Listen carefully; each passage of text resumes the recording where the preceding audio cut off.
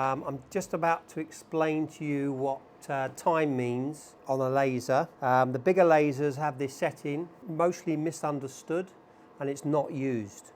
So it's quite an important setting in regards to when you increase the power on the time or the numbers on the time, you increase the impact and how long the impact is on the jewellery with the time. So as I go up from 1, 2, 3, 4 to up 2, 3, 4, 5, 6. So the more you increase that, the longer it stays on the job. Instead of impacting and slapping it, it basically holds it down for milliseconds and there gives a better melt. So it's an underestimated setting. It has to be used wisely because it can melt significantly and it needs to be used carefully, especially on hollow jewellery.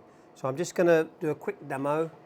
Okay, so we're at 0.7 on the time, and I'm now going to basically fill this groove with some gold laser wire.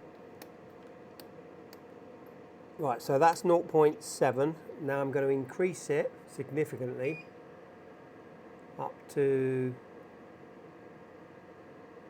let's say, 4.2.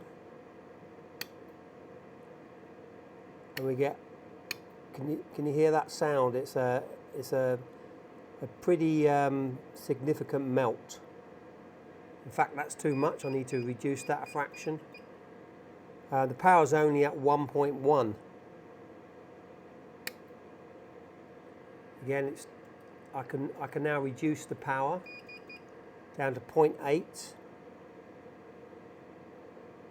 Keep the time as it is, and there we are. We get a lovely melt now. That's a lovely melt. So it's just playing around with the settings, but making sure that you include time. It's there for a reason. And there we are. That's what time's for. I would suggest using the lowest setting possible for hollow work, because it just slaps it. It doesn't. It's less chance of melting through. And that's it.